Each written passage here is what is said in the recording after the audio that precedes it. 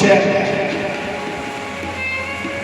जिसमें भक्ति महारानी को गरुड़ोपाख्यान आदि का वर्णन हुआ। श्री हरे नमः। प्रथम स्कंद में 19 अध्याय श्रोता वक्ता के अधिकार निरूपण का वर्णन किया गया। परीक्षित जी उनकी दिग्विजय इसका वर्णन किया। भगवान सुखदेव जी का आगमन हुआ है। परीक्षित जी का प्रश्न, श्री हरे नमः। द्वितीय स्कंद में 10 अध्याय जिसमें सत्य मुक्ति कर्म मुक्ति का वर्णन किया गया। अष्टांग योग विधि का वर्णन, भिन्न भिन्न देवताओं की उपासना का वर्णन, चतुश्लोकी भागवत का वर्णन। फिर एक बार हम सब लोग उच्चारण करें। ज्ञानम परम गुह्यम वेद विज्ञान समन्वितम सरहस्यम तदग्नं च गृहाण गदितम मया यावानहं यथा भावो यदुर्गुण कर्मगा तथैव तत्त्वविज्ञानं वस्तुते वदनोग्रहा अहमेवा समेवाग्रे नान्यद्यत् सदसत्परं पश्चादहं यदेतच्च यो शिष्येत सोऽस्म्यहम् हृदयं यत् प्रतीयेत न प्रतीयेत चात्मनि तद्विद्यात्मनो मायं यथा भासु यथा महन्ति भूतानि भूतेषु चावदेष्वं प्रविष्टानि प्रविष्टानि तथा तेषु न तेषु एतावदेव जिज्ञास्यं तत्त्वजिज्ञासूनात्मनः अन्ये प्रतिरेकाभ्यां यस्यात् सर्वत्र सर्वदा एतन्मतं समाधिश्च परमेण समाधिना भवान् कल्पविकल्पेषु न विमुह्यति कदाचित्। चतुश्लोकी भागवत, बीच के 4 के श्लोक, आगे पीछे के 3 श्लोक भागवत जी के महात्म के 4 श्लोक भगवान ने ब्रह्मा जी को, ब्रह्मा जी ने सनत कुमारों को, सनत कुमार नारद जी को और नारद जी के द्वारा पूरे संसार में प्रचार किया। एक परंपरा में व्यास जी ने सुखदेव जी को, तो सुखदेव जी के द्वारा परीक्षित के माध्यम से सबको मिला। चतुश्लोकी भागवत, इसी में भागवत जी के 10 लक्षणों का वर्णन किया गया। द्वितीय स्कंद श्री हरे नमः। तृतीय स्कंद में 33 अध्याय भगवान की बाल लीलाओं का उद्धव जी के द्वारा वर्णन, और इसी में विदुर जी का मैत्रेय जी के पास जाए, वहां से प्रश्न किए गए। तो सृष्टि क्रम आदि का भगवान के सेवक जय विजय को इसी में साथ हिरण्याक्ष वचन 12 भगवान के द्वारा उद्धार। इसी में कर्दम और देवहूति, कर्दम जी की तपस्या, सहस्रा नाम समादस, देवहूति का विवाह, भगवान कपिल द्वारा कपिलाष्टाध्याय दिव्य उपदेश और भैया देवहूति भगवत प्राप्ति। श्री हरे नमः। चौथे स्कंद में 31 अध्याय जिसमें जी सती चरित, ध्रुव चरित, अंग, वेद, व्रतु, प्राचीन प्रचेता, उपाख्यान आदि का वर्णन किया गया। श्री हरे नमः।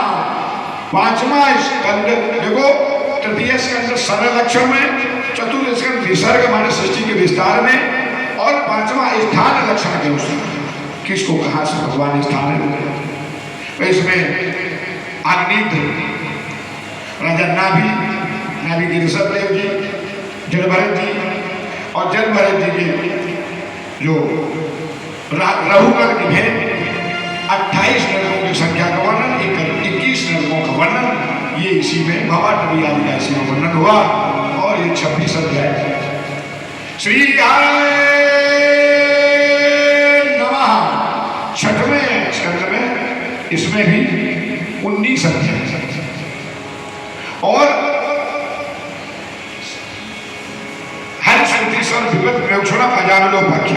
नरकों से बचने का उपाय, और इसी में दक्ष संतति का वर्णन, 49 मरुदगण उत्पत्ति का वर्णन, और इसी में वृत्तासुर चतुश्लोकी, आम हरित उपाधि के मूल वृत्तासुर पर कृपा हुई, और पोषण लक्षण में ये वर्णन किया। श्री हरे नमः।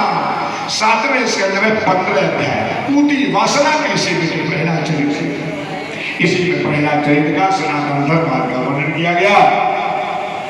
7वां स्कंद श्री हरे नमः।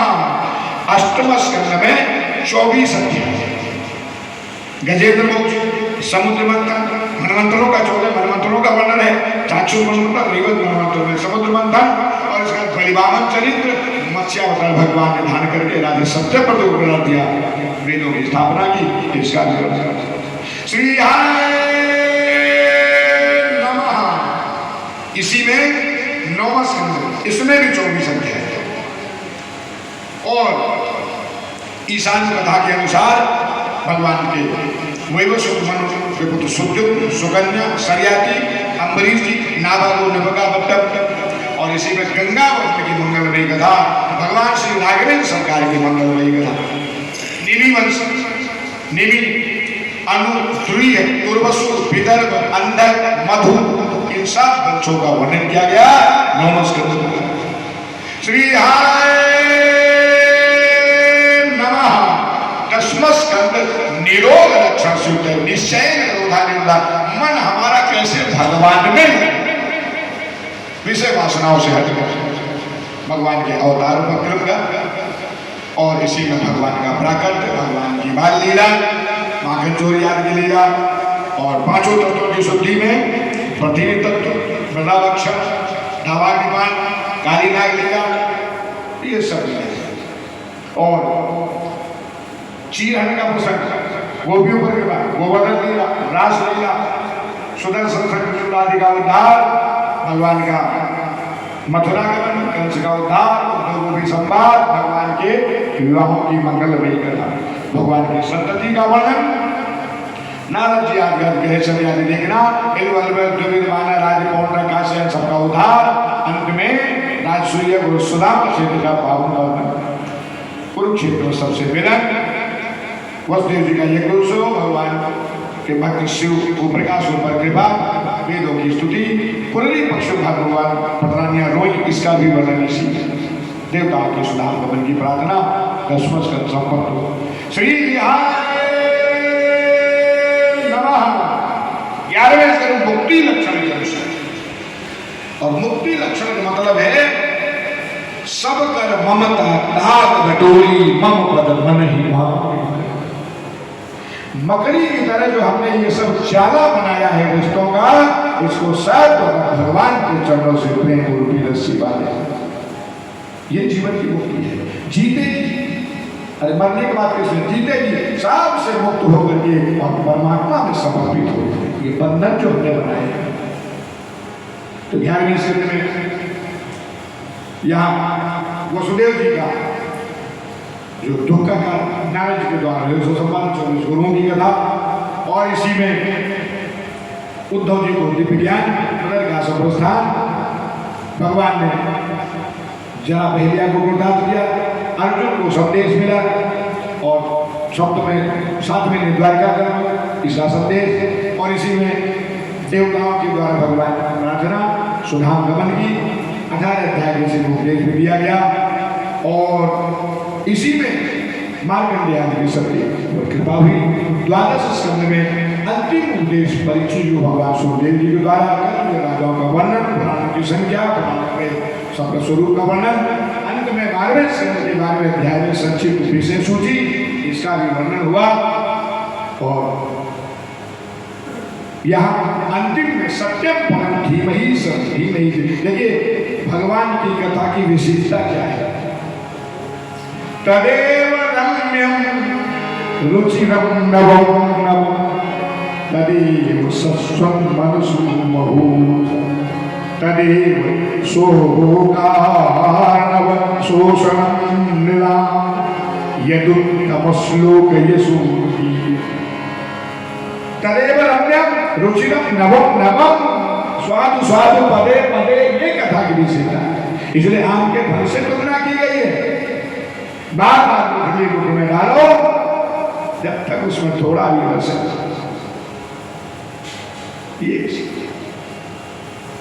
इसी में पतितस्खलितश्चात् त्वावादिवसोब्रवन् हरे नमः इति मुच्यते सर्वपातकात्। जो ऊपर भगवान के चरणों का ध्यान करके, हाथ उठा करके प्रभु का ध्यान करके हरे नमः बोलते हैं 3 बार, तो सब पापों से मुक्त हो जाते। महात्मे हरि शरण में योग नित्य मुके उचाटक काल समाधिष्ठा जरा सुमान नवादन। पंचहार ऋषि का पूर्व समाधि पूजा। महाराज जी कहते थे बुढ़ापा नहीं आएगा, तो बाद में कह देते थे बुढ़ापा तो आएगा, बुढ़ापे के दुखों से भगवान बचा लेंगे, मंत्र बचा लेगा। अच्छा, बुढ़ापे के कष्ट हमें न मिले, ये मंत्र का प्रभाव है। इससे छोटे बढ़िया सरल कोई मंत्र भी नहीं। और अंतिम में 13वें अध्याय में सत्यम परम धीमहि से प्रारंभ हुई है और सत्यम परम धीमहि पर विराम। कस्मैये विभासितो यमतुलो ज्ञान प्रदीप पुरा।